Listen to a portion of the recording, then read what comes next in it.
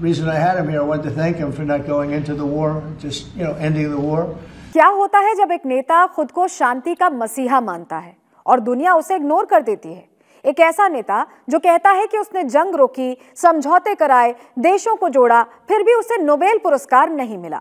जी हाँ, हम बात कर रहे हैं डोनाल्ड ट्रंप की, और आज जानेंगे कि क्या वो वाकई नोबेल के हकदार हैं या ये सब एक राजनीतिक ड्रामा है। नमस्कार, मैं हूं सलोनी और आप देख रहे हैं रिपब्लिक का डिजिटल प्लेटफॉर्म।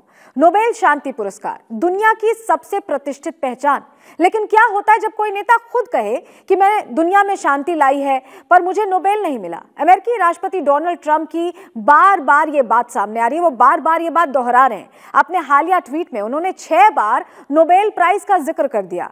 तो क्या ये दावा वाजिब है या ये सिर्फ एक और पॉलिटिकल नैरेटिव है? खबर के इस पहलू पर आज हम बात करने जा रहे हैं। हाल ही में एक दिलचस्प खबर आई। अमेरिकी राष्ट्रपति डोनाल्ड ट्रंप को पाकिस्तान ने नोबेल शांति पुरस्कार के लिए नामित किया।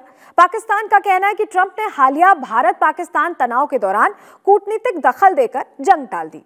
दुनिया के सबसे ताकतवर कहे जाने वाले देश के राष्ट्राध्यक्ष आखिर झूठ का सहारा क्यों ले रहे हैं? ये सवाल है क्योंकि भारत अलग अलग मौकों पर कई बार क्लियर कर चुका है कि ऑपरेशन सिंदूर के बाद जो सीज फायर हुआ इसमें ट्रंप का कोई हाथ नहीं है। पाकिस्तान की अपील के बाद यह सीज फायर हुआ, लेकिन क्या अमेरिकी राष्ट्रपति ट्रंप नोबेल प्राइज के लिए इतने बड़े झूठ का सहारा लेने को भी तैयार हैं? तो इस सवाल का जवाब है हाँ, और इसमें उनका साथ दे रहे हैं पाकिस्तान के फील्ड मार्शल मुनीर, जो हाल ही में व्हाइट हाउस में दावत उड़ाकर आए हैं और शायद ये वादा भी देकर आए थे कि ट्रंप को नोबेल के लिए नामित करेंगे, जो वादा उन्होंने पूरा कर लिया है। दरअसल ट्रंप का ये नोबेल क्रश कोई नई बात नहीं है। 2018 से लेकर अब तक वो कम से कम 6 बार सार्वजनिक तौर पर यह कह चुके हैं कि उन्हें नोबेल पुरस्कार मिलना ही चाहिए। 2019 में उन्होंने कहा था कि मैं भारत और पाकिस्तान के बीच तनाव खत्म करा देता अगर मुझे समय मिल जाता।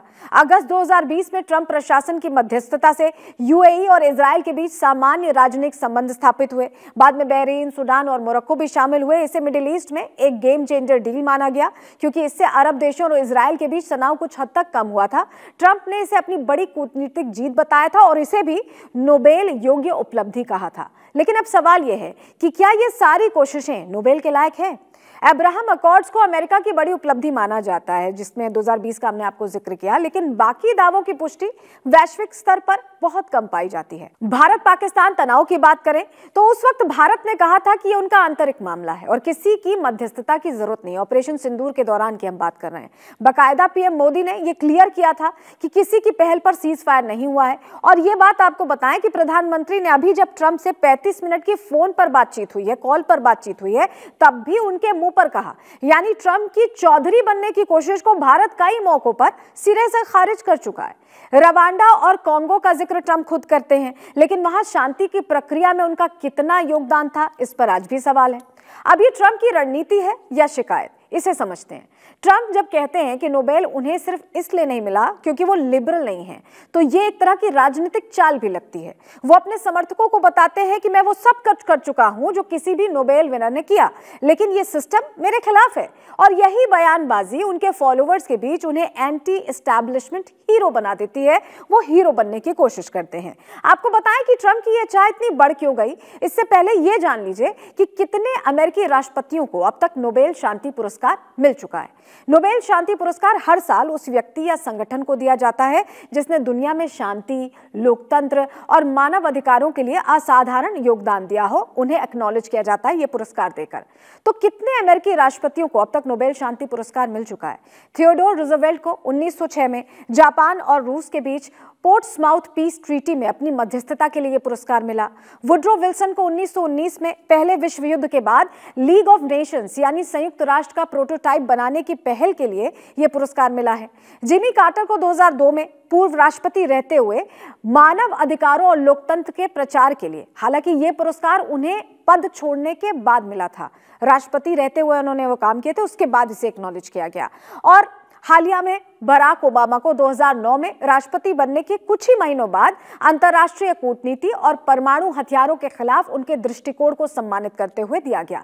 यहां ध्यान देने वाली बात यह है कि किसी भी राष्ट्रपति को सिर्फ एक चुनावी वादा या भाषण पर नोबेल नहीं मिला है या उन्हें खुद कहकर यह अवार्ड नहीं मिला है, लेकिन ट्रंप तो यही कर रहे हैं। अब जरा ट्रंप की और विस्तार से बात कर लेते हैं। ट्रंप का दावा है कि उन्होंने मिडिल ईस्ट में, भारत पाक में और अफ्रीका में शांति स्थापित की, लेकिन अब तक नोबेल कमेटी को वो काम इतने ग्लोबल इंपैक्ट वाले नहीं लगे जैसे उनके पहले के प्रेसिडेंट्स ने किए थे। और यही वजह है कि ट्रंप बार बार ये कहते हैं कि मुझे नोबेल सिर्फ इसलिए नहीं मिलेगा क्योंकि मैं लिबरल नहीं हूं। ओबामा को राष्ट्रपति बनने के कुछ ही महीनों बाद ये पुरस्कार मिल गया था, जिसे ट्रंप हमेशा संदिग्ध मानते हैं।